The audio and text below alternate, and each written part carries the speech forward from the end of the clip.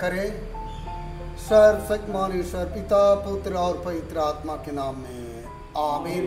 हे दीन दयालु जीत महान पिता परमेश्वर, हम तेरा धन्यवाद करते हैं। बीते जीवन में तू हम सबों के साथ रहा और आज के पवित्र दिन में हम सबों को सत्सले पहुंचाया है।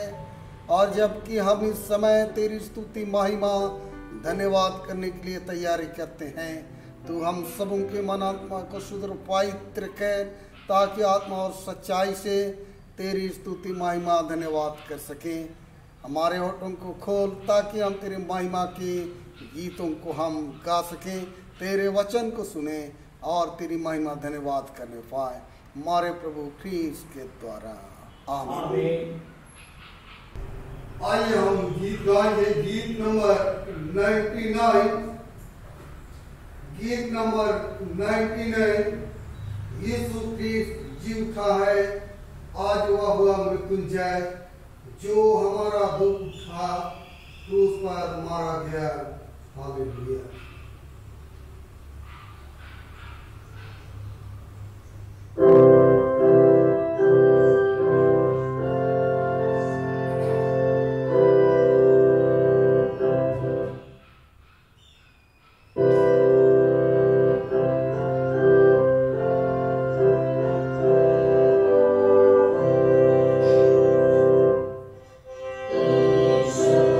Praise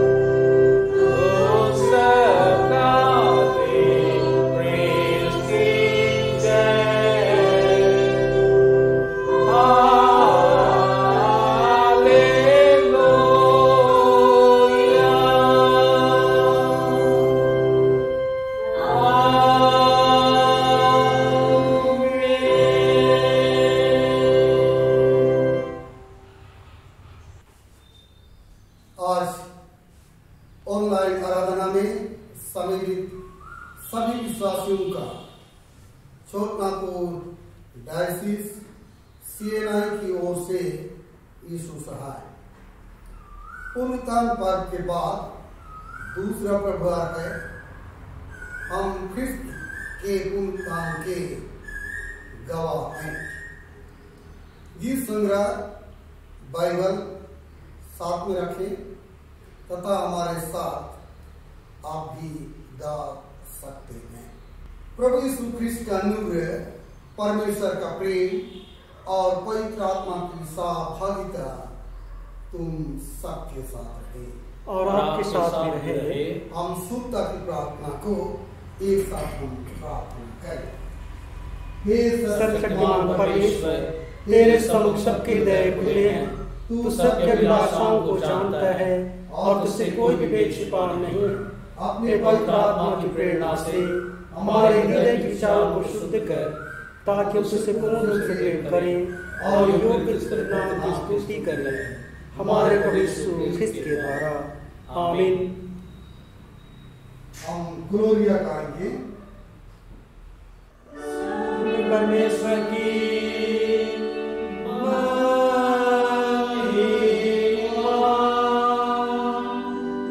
और से लोगों को शांति।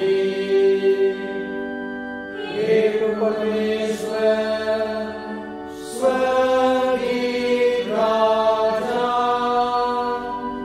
सर्वशक्तिमान पिता परमेश्वर, हम तेरा आराधना करते तुझको धन्यवाद देते और तेरी महिमा के कारण तेरी स्तुति करते हैं।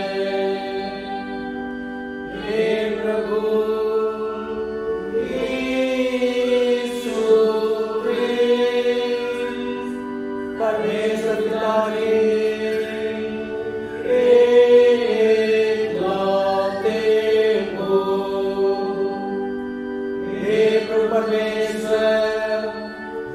परमेश्वर के मेले तू जगत का पाप उठाए जाता है।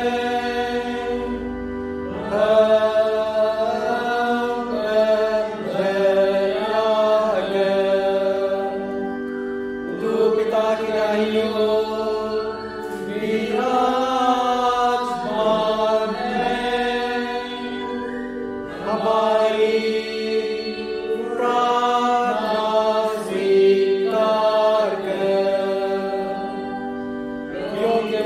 पवित्र है तू ही प्रभु है। तू यीशु ख्रिस्त पवित्र आत्मा के साथ परमेश्वर पिता की महिमा में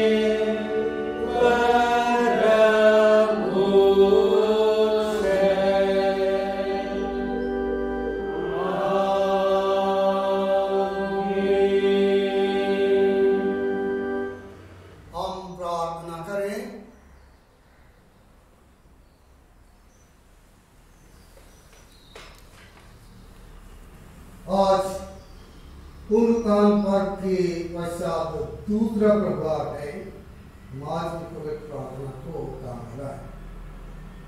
हे सर्वशक्तिमान पिता, हमें याद दे कि जिस प्रकार शिशु ने रोटी तोड़ते समय अपने पुनर्जीवित दान कर्ता को पुनः पाया, वैसा ही हम भी उसकी उपस्थिति को हर समय अपने मध्य अनुभव करें और आनंद से उसकी उद्धारकारी सामर्थ की गवाही दे सके।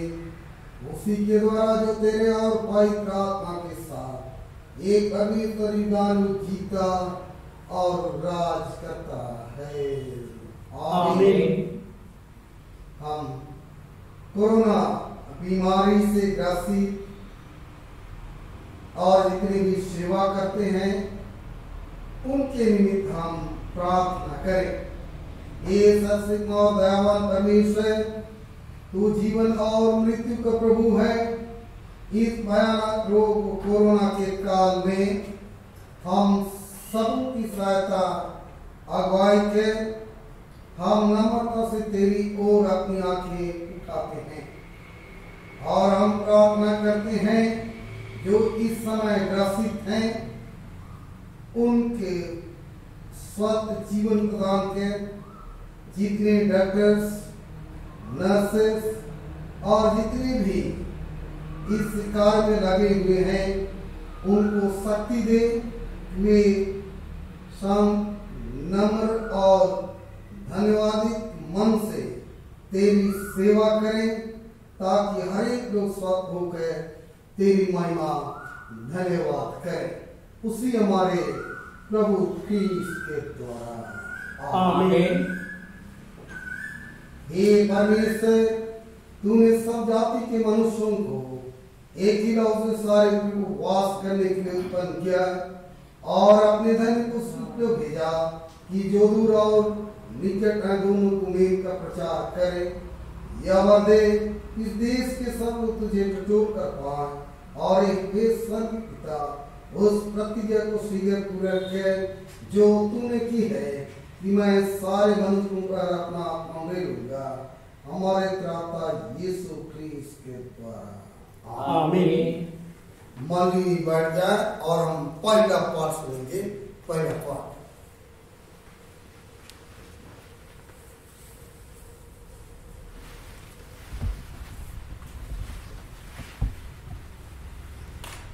पहला पाठ प्रेतों के कामों का वर्णन और उसके दूसरे अध्याय और उसके 22वें पद से आगे। प्रेतों के कामों का वर्णन और उसके दूसरे अध्याय और उसके 22वें पद से आगे। हे इस्राएलियों, ये बातें सुनो। यीशु नासरी एक मनुष्य था जिसका परमेश्वर की ओर से होने का प्रमाण उन सामर्थ के कामों और आश्चर्य के कामों और चिन्हों से प्रकट है जो परमेश्वर ने तुम्हारे बीच उसके द्वारा कर दिखाया, जिसे तुम आप ही जानते हो। उसी यीशु को जो परमेश्वर की ठहराई हुई योजना और पूर्व ज्ञान के अनुसार पकड़वाया गया, तुमने अधर्मियों के हाथ से क्रूस पर चढ़वाकर मार डाला। परंतु उसी को परमेश्वर ने मृत्यु के बंधनों से छुड़ाकर जिलाया, क्योंकि यह अनहोना था कि वह उसके वश में रहता। क्योंकि दाऊद उसके विषय में कहता है, मैं प्रभु को सर्वदा अपने सामने देखता रहा, क्योंकि वह मेरी दाहिनी ओर है, ताकि मैं डिग न जाऊं। इसी कारण मेरा मन आनंदित हुआ और मेरी जीभ मगन हुई, वरन मेरा शरीर भी आशा में बना रहेगा, क्योंकि तू मेरे प्राणों को अधोलोक में ना छोड़ेगा और न अपने पवित्र जन को सड़ने ही देगा। तूने मुझे जीवन का मार्ग बताया है, तू मुझे अपने दर्शन के द्वारा आनंद से भर देगा। हे भाइयों, मैं कुलपति दाऊद के विषय में तुमसे साहस के साथ कह सकता हूँ कि वह तो मर गया और गाड़ा भी गया, और उसकी कब्र आज तक हमारे यहाँ विद्यमान है। वह भविष्यवक्ता था, वह जानता था कि परमेश्वर ने मुझसे शपथ खाई है कि मैं तेरे वंश में से एक व्यक्ति को तेरे सिंहासन पर बैठाऊंगा। उसने होने वाली बात को पहले ही से देखकर मसीह के जी उठने के विषय में भविष्यवाणी की कि ना तो उसका प्राण अधोलोक में छोड़ा गया और न उसकी देह सड़ने पाई। इसी यीशु को परमेश्वर ने जिलाया, जिसके हम सब गवाह हैं। यह परमेश्वर का वचन है। परमेश्वर का धन्यवाद हो। मंडली खड़ी हो जाए, हम प्रतिवाद वचन पढ़ेंगे। प्रतिवाद वचन भजन संख्या 30 और उसके पहले पद से लेकर चौथे पद और 11 और 12 पर हम प्रतिवाद करते हुए पढ़ेंगे। भजन संख्या 30 और उसकी 1 से 4, 11 और 12 पर। हे यहोवा, मैं तुझे सराहूंगा, क्योंकि तूने मुझको खींच कर निकाला है और मेरे शत्रुओं को मुझ पर आनंद करने नहीं दिया। हे मेरे परमेश्वर यहोवा, मैंने तेरी दुहाई दी और तूने मुझे चंगा किया है। हे यहोवा, तूने मेरा प्राण अधोलोक में से निकाला है। तूने मुझको जीवित रखा और कब्र में पड़ने से बचाया है। हे यहोवा के भक्तों, उसका भजन गाओ और जिस पवित्र नाम से उसका स्मरण होता है उसका धन्यवाद करो। 11 और 12 कर। तूने मेरे लिए विलाप को नृत्य में बदल डाला। तूने मेरा टाट उतरवा कर मेरी कमर में आनंद का पाटुका बांधा है, ताकि मेरी आत्मा तेरा भजन गाती रहे और कभी चुप ना हो। हे मेरे परमेश्वर यहोवा, मैं सर्वदा तेरा धन्यवाद करता रहूंगा। सर्वशक्तिमान पिता की, पुत्र की और पवित्र आत्मा की महिमा हो, जैसे आदि में थी अब है सदा विद्यमान होती रहेगी। आमीन। मंडली बैठ जाए, हम इस समय दूसरा पाठ सुनेंगे।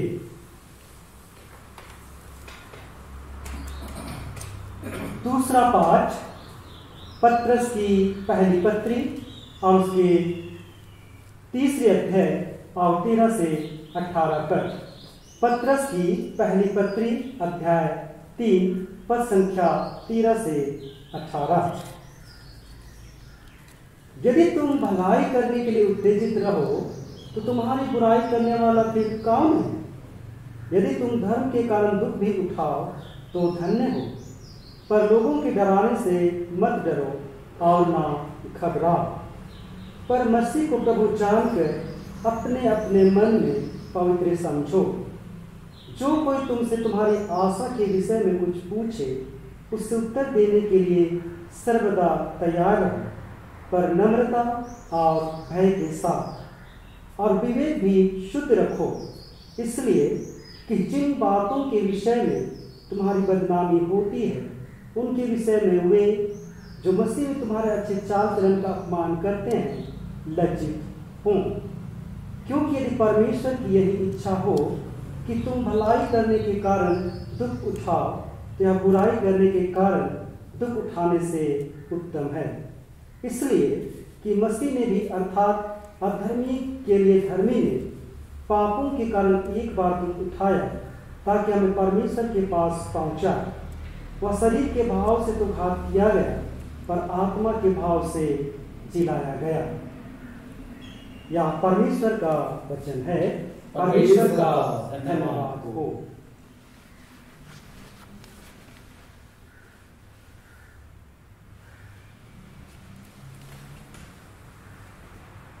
हम गीत गाएंगे। गीत 106 106। प्रभु ख्रिस्त जी उठा, उसने बंधन तोड़ डाला, आनंद करना उचित है, ख्रिस्त हमारा हो सहाय। Hallelujah, hallelujah, hallelujah, hallelujah. गीत 106 106।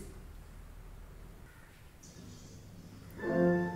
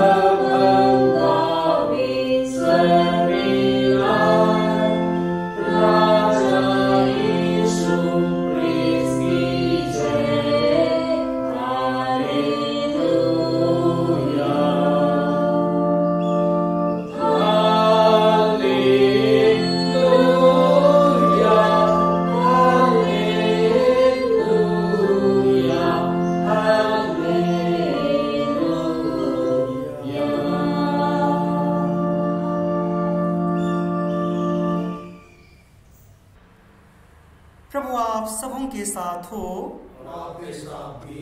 पवित्र सुसमाचार, पवित्र लूका के सुसमाचार और उसके 24वें अध्याय और उसके 13वें पद से पवित्र सुसमाचार आरंभ होता है।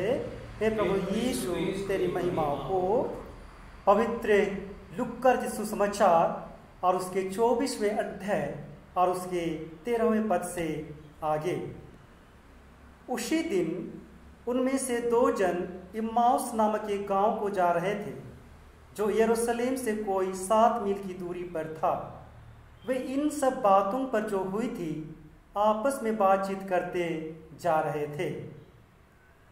और जब वे आपस में बातचीत और पूछताछ कर रहे थे तो यीशु आप पास आकर उनके साथ हो लिया, परंतु उनकी आंखें ऐसी बंद कर दी गई थी कि उसे पहचान ना सके। उसने उनसे पूछा, ये क्या बातें हैं जो तुम चलते चलते आपस में करते हो? वे उदास से खड़े रह गए। यह सुनकर उनमें से क्लियोपास नामक एक व्यक्ति ने कहा, क्या तो यरूशलेम में अकेला परदेसी है जो नहीं जानता कि इन दिनों में उसमें क्या क्या हुआ है? उसने उनसे पूछा, कौन सी बातें?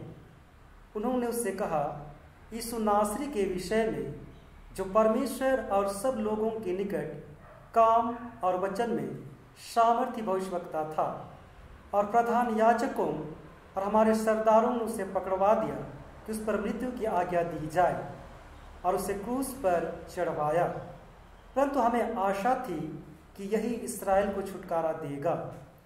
इन सब बातों के सिवाय इस घटना को हुए 3रा दिन है, और हम में से कई स्त्रियों ने हमें आश्चर्य में डाल दिया है, जो भोर को कब्र पर गई थी और जब उसका शव ना पाया तो यह कहती हुई आई कि हमने स्वर्गदूतों का दर्शन पाया, जिन्होंने कहा कि वह जीवित है।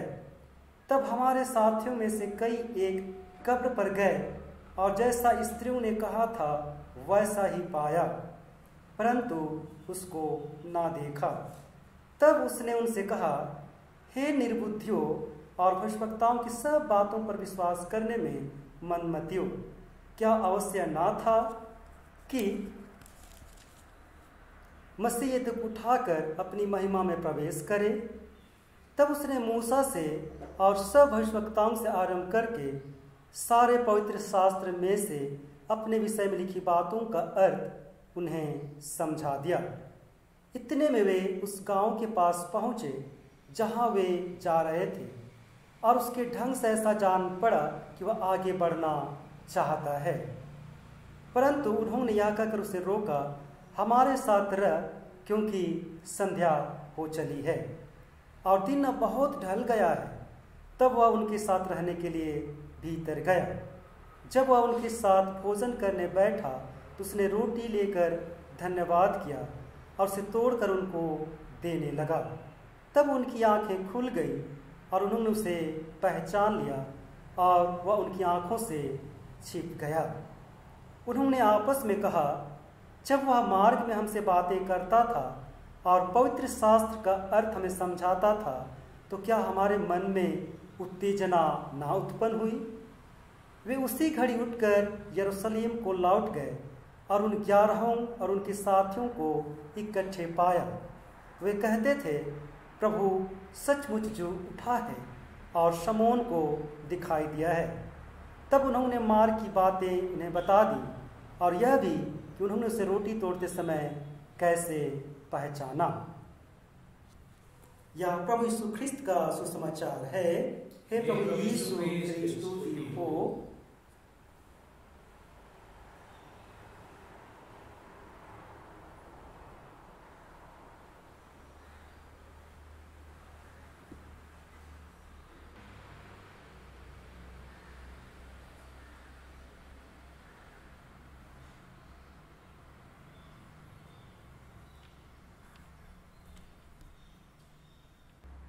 प्रार्थना करें। तेरा वचन मेरे पांव के लिए दीपक और मेरे मार्ग के लिए उजियाला है। आमीन।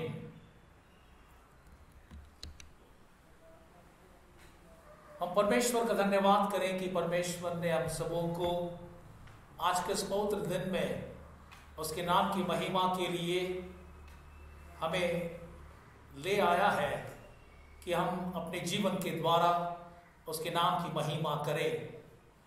और हम प्रत्येक मनुष्यों का ये परम कर्तव्य है कि हम अपने जीवन के द्वारा उस परमेश्वर का हमेशा धन्यवाद करते रहें, अपने जीवन के द्वारा उसकी महिमा करते रहें। परमेश्वर की परम इच्छा यही है।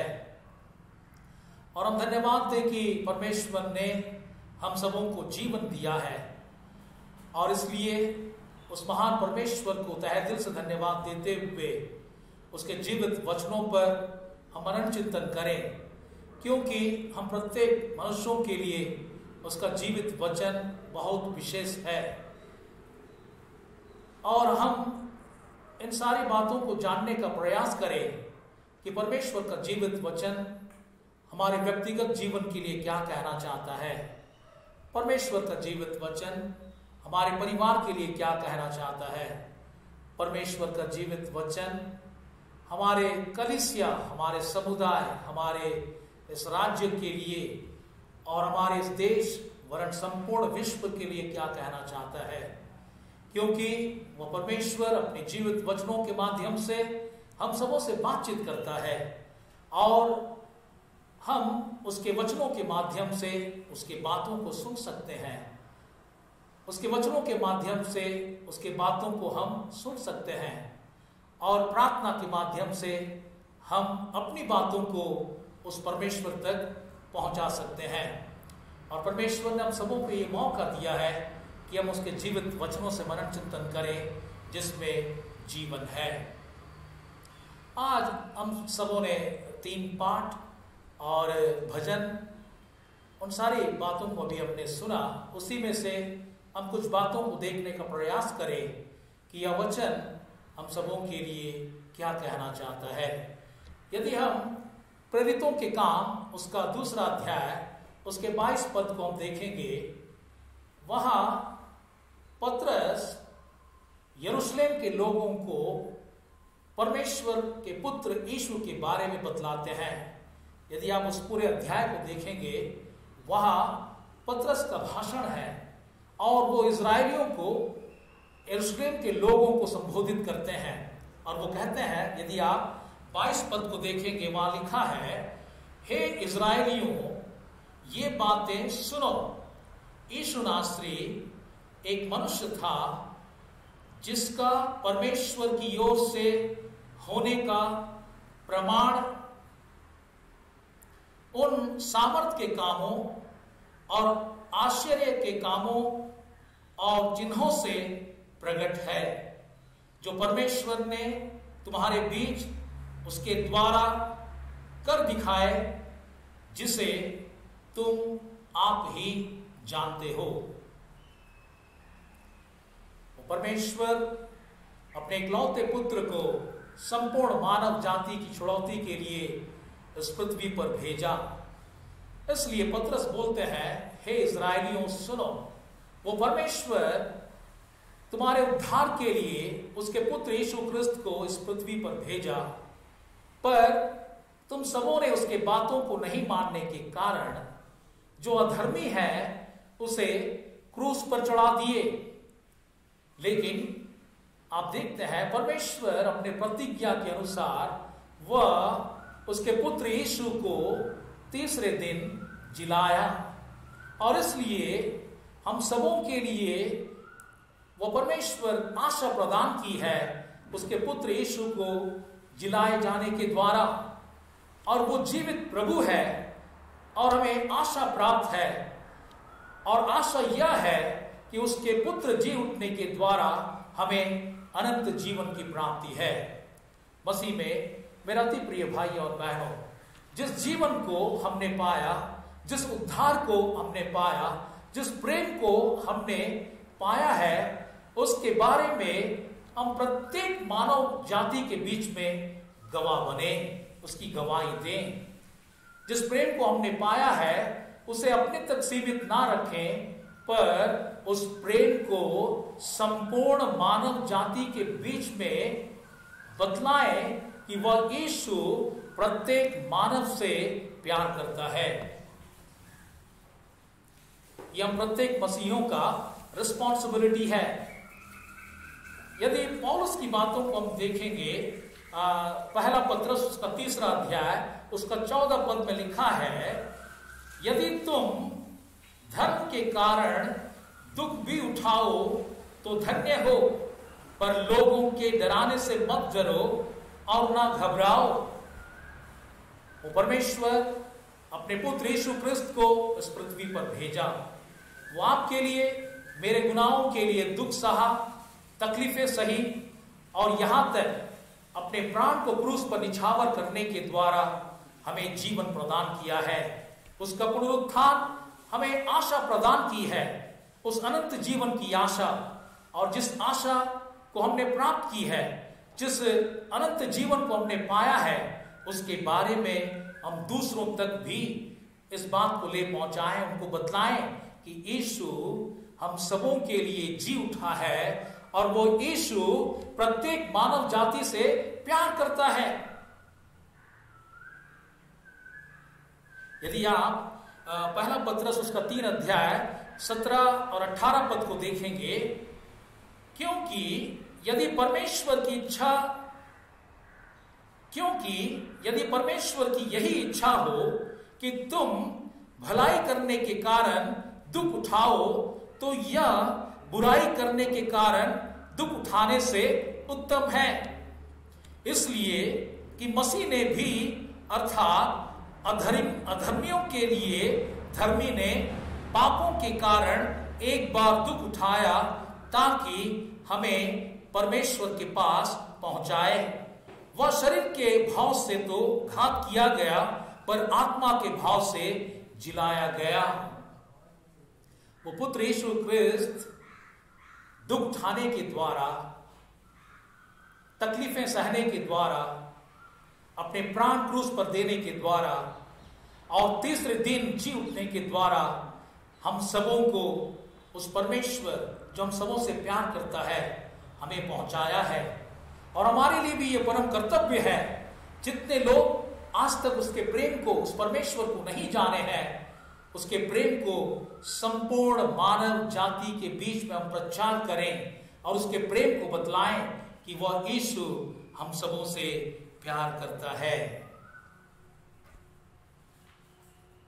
इसलिए हम कभी भी ना डरें, ना घबराएं, क्योंकि उसकी प्रतिज्ञा है हम सबों के लिए उसके प्रेम के बारे में हम प्रत्येक मानव को बतलाएं। इसलिए यदि आप देखेंगे मत्ती रचित सुसमाचार उसका 5 अध्याय उसके 10 पद में यीशु ने पहाड़ी उपदेश के दरमियान एक सुंदर वचन कहे हैं, और वो यह है, धन्य है वे जो धर्म के कारण सताए जाते हैं, क्योंकि स्वर्ग का राज उन्हीं का है। मसीह में मेरा अति प्रिय भाइयों और बहनों, इसलिए हम कभी भी ना घबराएं, उसके प्रेम को हम बतलाएं। जैसा मैंने कहा कि यीशु ने उस परमेश्वर के प्रेम के बारे में बतलाने के लिए हमारे बीच में डेरा किया, और लोग उसको तकलीफ दिए, फिर भी वो ना घबराए, और वो हमेशा उसके प्रेम के बारे में बतलाए कि परमेश्वर की ओर फिरो, क्योंकि स्वर्ग का राज वही परमेश्वर की ओर से है, और वो परमेश्वर प्रत्येक मनुष्य से प्यार करता है। और उसी बात को हम सबों के लिए वो परमेश्वर का पुत्र यीशु क्रिस्त कहते हैं कि हम उसके प्रेम को दूसरों तक पहुंचाएं, उनको बतलाएं कि यीशु सबों से प्यार करता है। पौलुस की पत्री में हम देखेंगे, वहां पत्रस लिखते हैं, एक बार उस बात को मैं आप सबों को बतला दूं। अतः सब के सब एक मन और कृपामय और भाईचारे की प्रतीति रखने वाले और करुणामय और नम्र बनो। फिर आगे लिखते हैं, बुराई के बदले बुराई मत करो और ना गाली के बदले गाली दो, पर इसके विपरीत आशीष ही दो, क्योंकि तुम आशीष के वारिस होने के लिए बुलाए गए हो। पहला पत्रस उसका 3 अध्याय 8 से 9 पद। बुराई के बदले में बुराई ना करो, गाली के बदले में गाली ना दो, परंतु प्रत्येक के लिए आशीष का कारण बनो।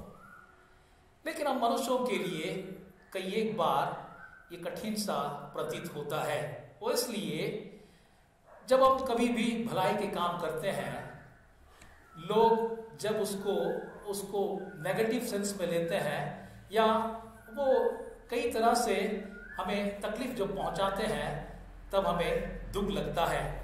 कई बार हम क्रोध से भर जाते हैं और ये सोचते हैं कि मैंने तो उसके लिए भलाई की, पर उसने जो है उसने मेरी निंदा की और मुझको तकलीफ पहुंचाया। और जिसके कारण से कई बार हम ऐसा करते हैं कि अब जाओ, हम भलाई के कार्य को नहीं करेंगे, हम पीछे हट जाते हैं। पर यीशु का वचन पर अब गौर करें, उसने कहा है बुराई के बदले में बुराई ना करो, गाली के बदले में गाली ना दो, परंतु प्रत्येक के लिए आशीष का कारण बनो। और मैं भी आप सबों से ये गुजारिश करना चाहूंगा, जब आप भलाई के कार्य करते हैं, जब आपको कोई भी तकलीफ पहुंचाता है, तो आप चिंतित ना हो।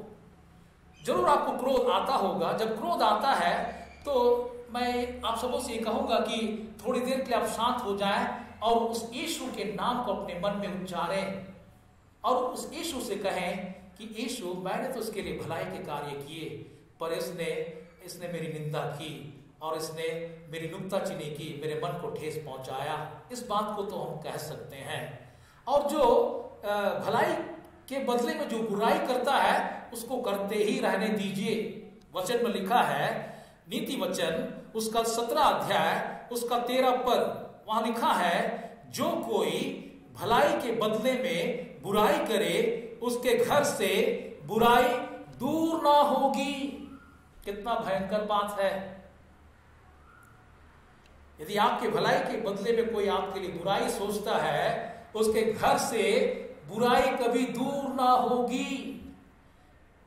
और जो भलाई करने वाले हैं, हमेशा भला करते रहें। यीशु के जीवन को देखिए, लोग कितना तकलीफ दिए उसको सताए, उसको मारे, उस पर थूके, पर उसने रिएक्शन नहीं दिया, उसने रिएक्ट नहीं किया, पर उनसे हमेशा प्रेम भाव से बातचीत करता रहा। उस परमेश्वर के प्रेम को उनके बीच में वो प्रकट करता रहा। इसलिए कभी भी आपको कोई मन में तकलीफ देते हैं, ठेस पहुंचाते हैं, आप चिंतित ना हो, पर उस बात को भी यीशु को बतलाएं, क्रोध ना करें।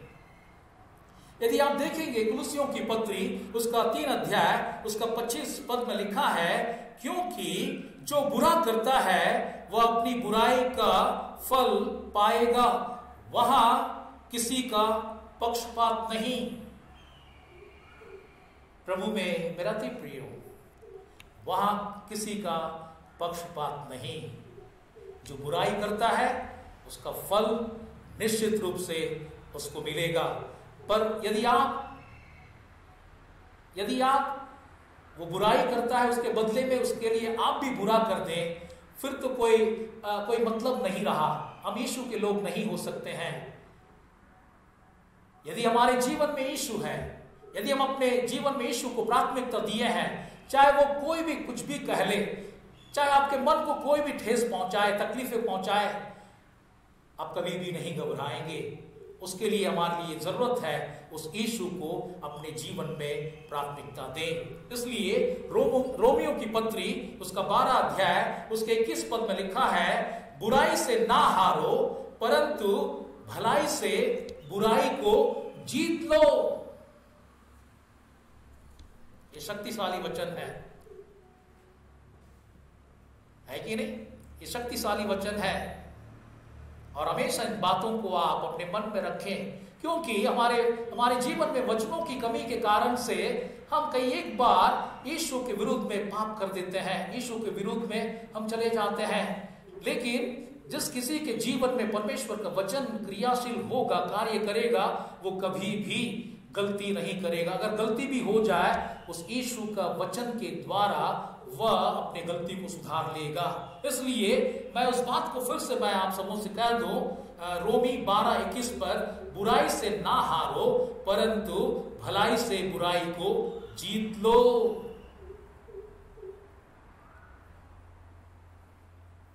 फिर एक वचन मैं आप सबों के बीच में रखना चाहूंगा, वो यह है तीतुस उसका 3रा अध्याय उसका 2रा पद में लिखा है, किसी को बदनाम ना करें,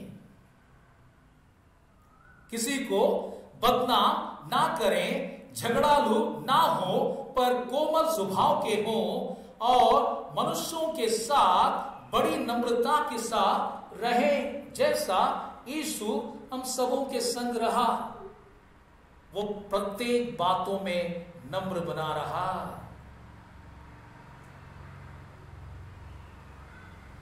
जब कभी भी आपको कोई कष्ट पहुंचाता है या कोई दोष आप पर लगाता है, मैं उसके लिए भी एक वचन आप सबों के बीच में रखना चाहूंगा। मैं उसके लिए भी एक वचन को आपके बीच में रखना चाहूंगा। क्या आप सुनना पसंद करेंगे? जरूर, मैं आप सबों के बीच में वचन रखता हूं। वो यह है कुलुसियों की पत्री उसका 3रा अध्याय उसका 12 से 14 पद में लिखा है, इसलिए परमेश्वर के चुने हुओं के समान जो पवित्र और प्रिय है, बड़ी करुणा और भलाई और दीनता और नम्रता और सहनशीलता धारण करो। अब विशेष बात मैं आप सबों से कहना चाहूंगा आगे, और यदि किसी को किसी पर दोष देने का कोई कारण हो तो एक दूसरे की सह लो और एक दूसरे के अपराध क्षमा करो, जैसे प्रभु ने तुम्हारे अपराध क्षमा किए वैसे ही तुम भी करो। और विशेष बात एक है, देखिएगा आगे, इन सब के ऊपर प्रेम को जो सिद्धता का कटिबंध है बांध लो। जो भी कभी इस योग्य नहीं थे, वह परमेश्वर हम सबों से प्रेम किया और जिसके कारण से उसने अपने इकलौते पुत्र को दे दिया, और उसका पुत्र यीशु ख्रिस्त अपने प्राण देने के द्वारा हमें अनंत जीवन प्रदान की है। इसलिए पौलुस लिखता है, यदि किसी को किसी पर किसी भी बात के लिए कोई दोष लगाने की बात हो तो एक दूसरे की सह लो और एक दूसरे का अपराध क्षमा करो। जैसे यीशु ने तुम्हारे अपराध को क्षमा किए वैसे ही तुम भी एक दूसरे के अपराध को क्षमा करो।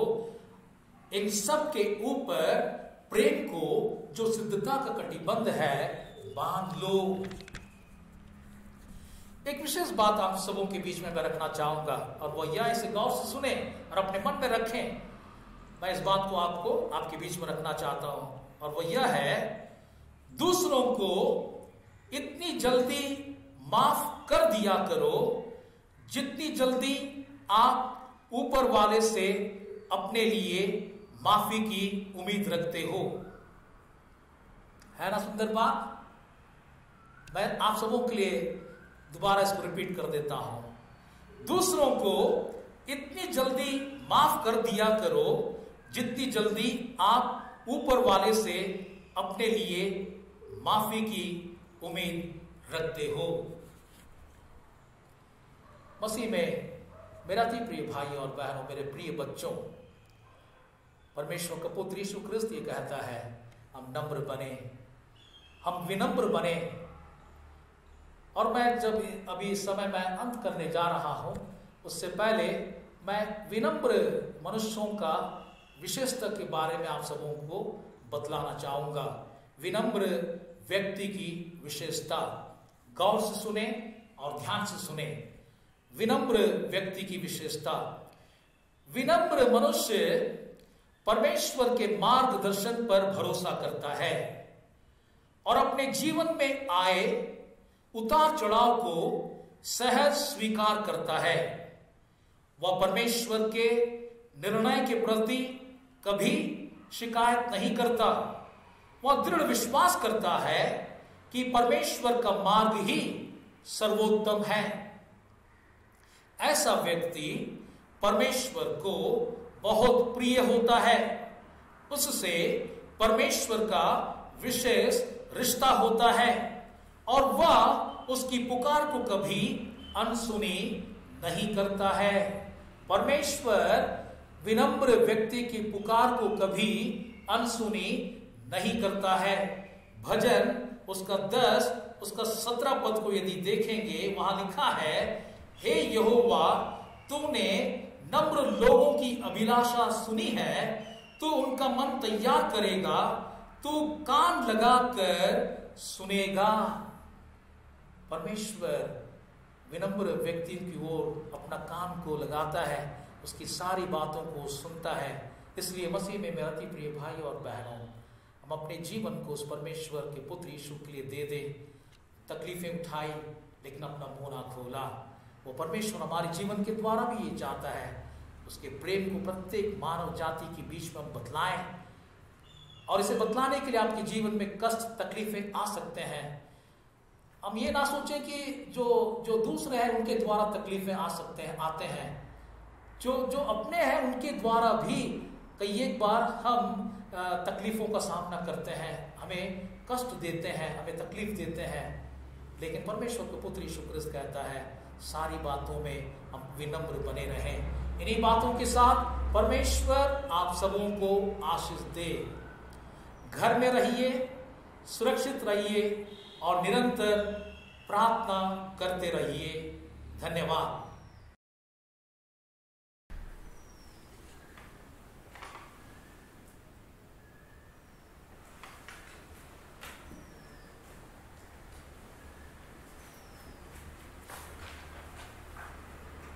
हम खड़े होकर प्रेरितों का विश्वास वचन को एक साथ अंगीकार करें। प्रेरितों का विश्वास वचन। मैं सबसे महान पिता स्वर्ग और पृथ्वी के सृष्टिकर्ता परमेश्वर पर विश्वास करता हूँ। मैं उसके एकलौते पुत्र हमारे प्रभु यीशु ख्रीस्त पर विश्वास करता हूँ। वह पवित्र आत्मा के सामर्थ्य से गर्भ में आया और मारी मरियम से जन्मा।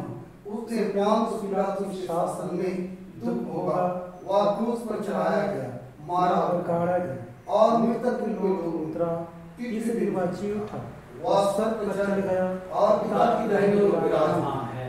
वह जीवितों और मृतकों को न्याय करने के लिए आएगा। मैं पवित्र आत्मा पर, पवित्र कलीसिया पर, संतों की संगति, पापों की क्षमा, देह के पुनरुत्थान और जीवन पर विश्वास करता हूँ। आमीन। सब लोगों के लिए उनकी आवश्यकता के अनुसार हम प्रार्थना करें, पर भी निवेदन।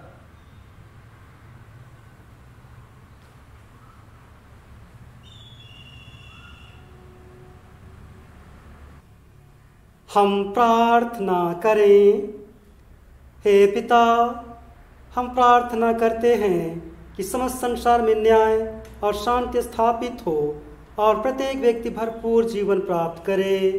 हे दयावान प्रभु, हमारी प्रार्थना सुन। उन सब लोगों के लिए जिस नगर में रहते हैं, उन सब बातों को दूर करने के लिए जिनसे आपसी फूट और झगड़े होते हैं, और हमारी देश में सच्ची एकता की बढ़ती के लिए। हे दयावान प्रभु, हमारी प्रार्थना सुन। उन सब लोगों के लिए जो कृषि, उद्योग अथवा व्यापार में लगे हुए हैं, सब मजदूरों और कारीगरों के लिए, और उन सब के लिए भी जो अपनी सेवा से हमारी आवश्यकताओं की पूर्ति करते हैं। हे दयावान प्रभु, हमारी प्रार्थना सुन। अध्यापकों और छात्रों, वैज्ञानिकों, लेखकों और कलाकारों, और उन सब व्यक्तियों के लिए जिन्हें लोगों के विचारों और भावनाओं को प्रभावित करते हैं। हे दयावान प्रभु, हमारी प्रार्थना सुन। उन सब लोगों के लिए जो दुखी हैं, बेरोजगार हैं, भूखे प्यासे हैं, दरिद्र और दलित हैं, बीमार और मरणासन हैं, और उन सब व्यक्तियों के लिए जैसे लोगों की सेवा और सहायता करते हैं। हे दयावान प्रभु, हमारी प्रार्थना सुन। हमारे तथा देशों के सब शासकों के लिए, विशेषकर हमारे राष्ट्रपति, प्रधानमंत्री, इस राज्य के राज्यपाल और मुख्यमंत्री, और उनके लिए भी जो लोगों पर किसी प्रकार का अधिकार रखते हैं। हे दयावान प्रभु, हमारी प्रार्थना सुन। संपूर्ण मसीही समाज की एकता और मेल मिलाप के लिए और समस्त संसार में उनकी गवाही और सेवा कार्य के लिए, हे दयावान प्रभु, हमारी प्रार्थना सुन। भारत में तेरी समस्त कलीसिया के लिए, उसकी परिषदों तथा अगुओं, विशेषकर हमारे प्रमुख धर्माचार्य, दक्षिण भारत की कलीसिया के प्रमुख धर्माचार्य और मार्थमा कलीसिया के मेट्रोपॉलिटन, हमारे धर्माचार्य, हमारे सब पुरोहितों और तेरी कलीसिया के सब अन्य धर्म सेवकों के लिए कि सच्चाई और लगन से तेरी सेवा करें। हे दयावान प्रभु, हमारी प्रार्थना सुन। यह वर देखते उन सब भक्तों के साथ जिन्होंने अपने जीवन में तेरी निष्ठापूर्वक सेवा की है, हम भी तेरे राज के नित्य आनंद में संभागी हो सकें। हे दयावान प्रभु, हमारी प्रार्थना सुन। हे स्वर्ग के पिता, अपने राज्य को शीघ्र प्रकट कर और हमारी प्रार्थनाओं को सुन। हम तेरे पुत्र अपने प्रभु उद्धारकर्ता यीशु ख्रिस्त के नाम से हम मांगते हैं, आमीन।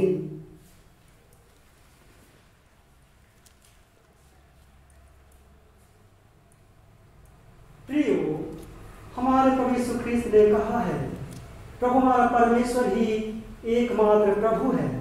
तू प्रभु अपने परमेश्वर को अपने संपूर्ण मन, संपूर्ण प्राण, संपूर्ण बुद्धि और संपूर्ण शक्ति से प्रेम कर। यह पहली आज्ञा है। दूसरी यह है, अपने पड़ोसी को अपने समान प्रेम कर। इनसे बड़ी और कोई आज्ञा नहीं है। परमेश्वर ने संसार से ऐसा प्रेम रखा, उसने अपना इकलौता पुत्र यीशु ख्रिस्त दे दिया कि वे पापों से बचाए, स्वर्ग में हमारे लिए निवेदन करता हो और हमें शाश्वत जीवन में पहुंचाए। इसलिए हम पश्चाताप और विश्वास के साथ अपने पापों का अंगीकार करें। हम परमेश्वर की कृपा से उसकी आज्ञाओं का पालन करने का और सब लोगों के साथ मेल मिलाप और प्रेम से रहने का दृढ़ संकल्प करें।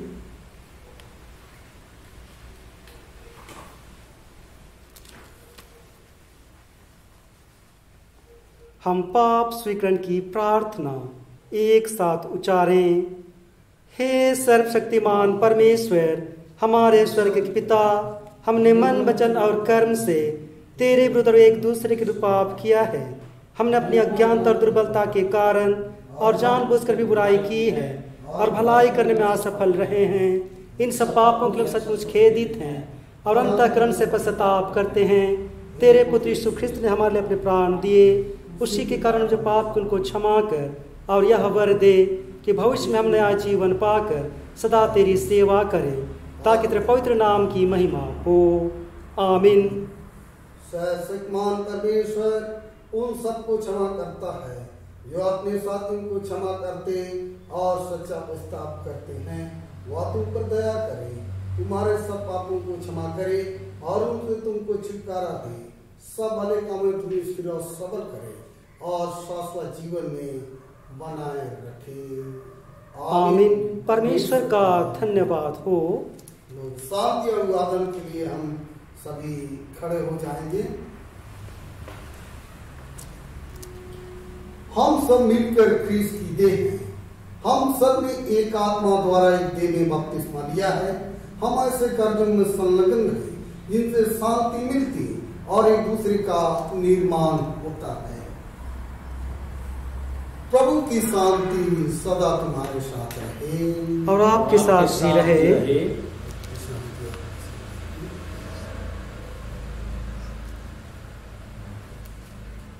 हम भय और सदा के साथ अपने भेंटदानों को अर्पण करते हुए हम लोग गीत गाएंगे। गीत नंबर 101, 101, गीत नंबर 101,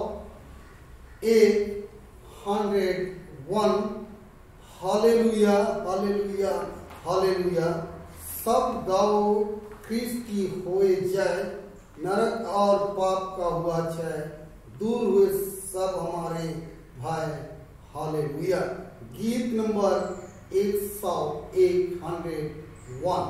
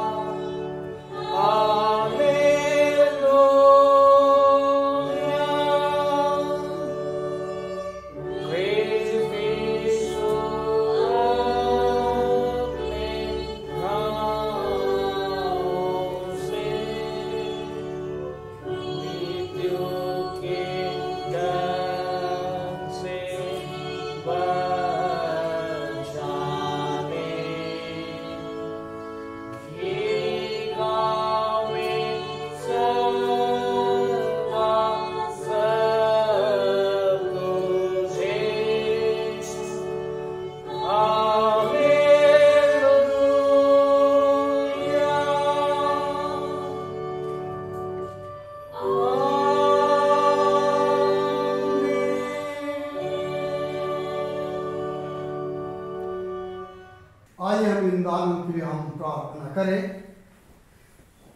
सबके आंखें तेरी ओर ज्योति हर समय पर उनका आहार देता है।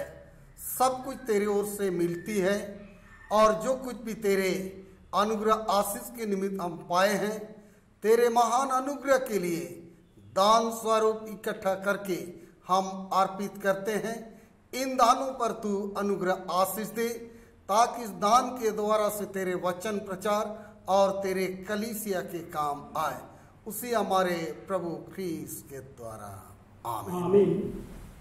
हम इस समय विशेष प्रार्थना करेंगे कोविड-19 के लिए, और जो जीपीएससी जो उत्तीर्ण हुए हैं, सफलता प्राप्त किए हैं, वे परमेश्वर को धन्यवाद करेंगे। और जहाँ कहीं भी हो, अपने स्थान में खड़े होकर हृदय से परमेश्वर का इस सफलता के लिए धन्यवाद चढ़ाएंगे। हम प्रार्थना करें।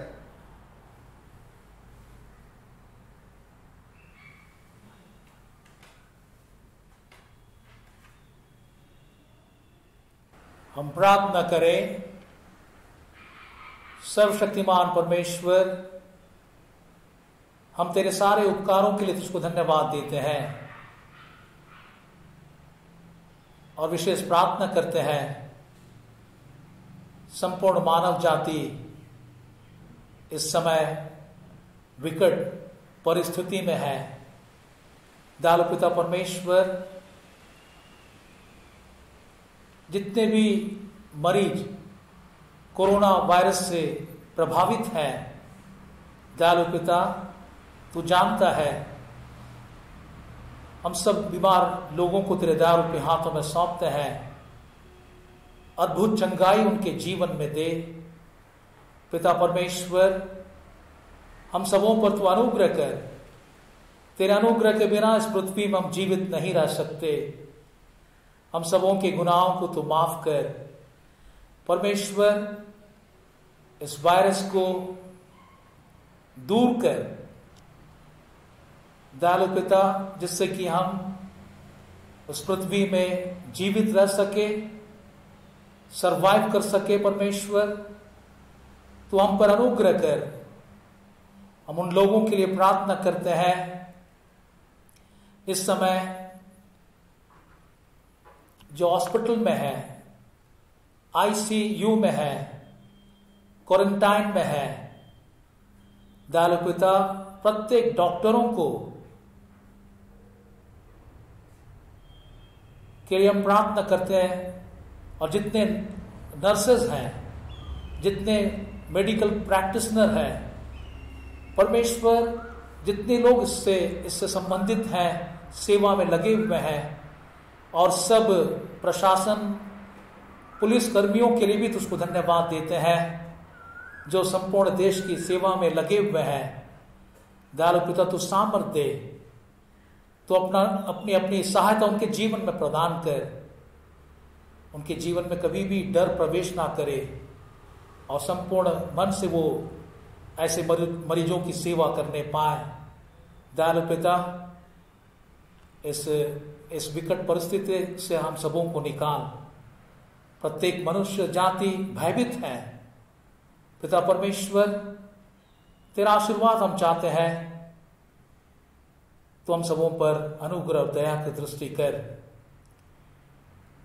और हम प्रार्थना करते हैं परमेश्वर अभी कोई और डेथ ना होने पाए, तू बचा ले, तू हम सबों की गुनाहों को माफ कर। तेरे क्रोध के सम्मुख हम टिक नहीं पाएंगे परमेश्वर, तेरे क्रोध को हमारे जीवन से दूर कर। हम जानते तू हम सबों से प्यार करता है दयालु पिता परमेश्वर, हम तेरे प्यार को चाहते हैं और हम सबों को ऐसा मन दे कि हम अपने मन को फिराएं और तेरी ओर फिरें और तेरे बातों को माने और तेरे आदेशों को पालन करने के द्वारा हम जीवन को प्राप्त करने पाए। तेरी आशीष तेरी कृपा हम सबों के साथ हो। प्रत्येक मरीज जो हॉस्पिटल में है, भयभीत है, परिवार के लोग परमेश्वर छूने से डर रहे हैं और तकलीफ में परमेश्वर पिता, उन सबों को तेरे दयालु हाथों में सौंपते हैं, तेरी रक्षा चाहते हैं। हम उन लोगों के लिए प्रार्थना करते हैं जो समय परमेश्वर भूखे प्यासे हैं, रोड पे पड़े हुए हैं। दयालु पिता तेरी कृपा उनके साथ हो और जितने भी संस्थाएं उनको मदद कर रहे हैं दयालु पिता परमेश्वर, तेरा मदद उन तक पहुंचने पाए। हम सरकार के लिए भी धन्यवाद देते हैं, हमारे भारत सरकार और हमारे झारखंड सरकार के लिए भी तुझको धन्यवाद देते हैं जो ऐसे लोगों की सेवा में लगे हुए हैं। तेरी कृपा उनके साथ हो परमेश्वर। दुखी दरिद्र लोगों के बीच में ये सेवाएं उन तक पहुंचने पाए। आशीष दे, अनुग्रह दे, प्रभु यीशु क्रिस्त के नाम से आमीन। हम प्रार्थना करते हैं जितने हमारे प्रिय बच्चे JPSC पास किए हैं, झारखंड पब्लिक सर्विस कमीशन, हम उनके लिए धन्यवाद दें उन बच्चों के लिए और परमेश्वर से प्रार्थना करें कि परमेश्वर उन्हें बहुतायत की आशीष दे और अपने वो ड्यूटी ज्वाइन करने के बाद वो संपूर्ण मानव जाति के लिए संपूर्ण ईमानदारी के साथ वो कार्य करने पाए। हम साथ ही साथ जितने भी आज अपना जन्मदिन मना रहे हैं, अपने शादी का सालगिरह मना रहे हैं, उन सबों को भी अपनी प्रार्थना में स्मरण करते हैं। हे सर्वशक्तिमान परमेश्वर, हम उन बच्चों के लिए धन्यवाद देते हैं जो JPSC Jharkhand public service commission पास किए हैं और तूने उनको ज्ञान समझ शक्ति दी है, हम धन्यवाद देते हैं। प्रेमी परमेश्वर, तेरा ज्ञान उनके जीवन में प्राप्त है, सारी ज्ञान और बुद्धि की बातें तेरी ओर से है। इन बच्चों के जीवन में तू अपनी आशीष दी है, तूने आशीषित किया है और परमेश्वर इस एग्जामिनेशन को उन्होंने पास किया है और जब वो अपनी ड्यूटी ज्वाइन करते हैं परमेश्वर पिता, संपूर्ण ईमानदारी के साथ, विश्वास योग्यता के साथ मानव जाति की वो सेवा करने पाए। प्रत्येक बच्चों को अपनी आशीष दे। हम अपनी प्रार्थना में परमेश्वर पिता उन सबके लिए धन्यवाद देते हैं जो अपने जन्मदिन के लिए धन्यवाद दे रहे हैं। उनके धन्यवादी रूपी भेंट को स्वीकार कर और उनके जीवन में तूने और एक साल जोड़ा है, हम धन्यवाद देते हैं। इस जीवन में बहुत सारी आशीषें उनके जीवन में पाया जाए और यह साल परमेश्वर उनके लिए आशीष का साल होने पाए। हम धन्यवाद देते हैं जो अपने शादी का सालगिरह मनाते हैं, उन्हें भी तो अपनी आशीषों से परिपूर्ण कर। आशीष कृपा दया हम सबों के साथ हो, प्रभु यीशु क्रिस्त के नाम से आमीन। हम प्रभु की प्रार्थना को एक साथ हम अंगीकार करें। हे हमारे पिता, तू जो स्वर्ग में है, तेरा नाम पवित्र माना जाए, तेरा राज आए, तेरी इच्छा स्वर्ग में पूर्ण होती है वैसे पृथ्वी पर भी हो। हमारे दिन भर की रोटी आज हमें दे, हमारे अपराधों को क्षमा कर जैसे हमने अपराधियों को क्षमा किया है, और परीक्षा में न डाल परंतु बुराई से बचा, क्योंकि राज सत्ता महिमा अब सदा तेरी ही है। आमीन। परमेश्वर की शांति जो सारे समझ सर्वता परे है, परमेश्वर उसके पुत्र हमारे प्रभु यीशु के ज्ञान और प्रेम में तुम्हारे हृदय विचारों को सुरक्षित रखे और सर्वशक्तिमान परमेश्वर पिता की, पुत्र की और पवित्र आत्मा की आशीष तुम पर हो और तुम्हारे साथ सर्वदा रहे। आमीन।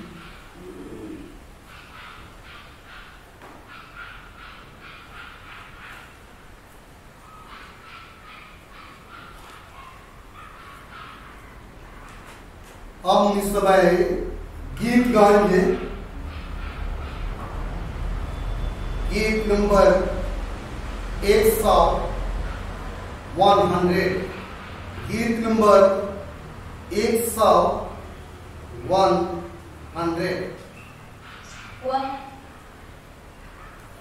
सच प्रभु यीशु उठा है, हे मनुष्यों कहो, आनंद से भजन और जय जय स्वर्गवासी सब करो।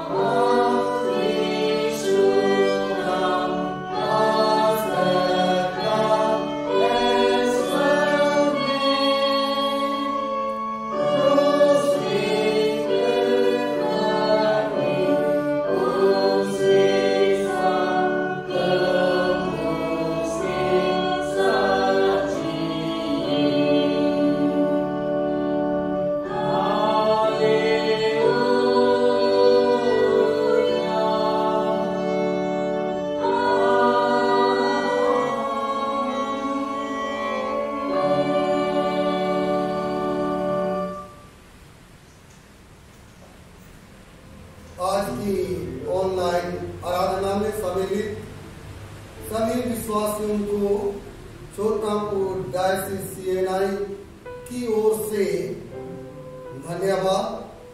परमेश्वर के वचन से आशीषित हुए हैं। इस समय पूरे विश्व में कोरोना से पीड़ित ग्रस्तों के लिए हम प्रार्थना करें। सरकारी निर्देशों का पालन करें, घर पर रहें, सुरक्षित रहें, प्रभु सबों की रक्षा करें। आप सबों को पुनः यीशु सहाय।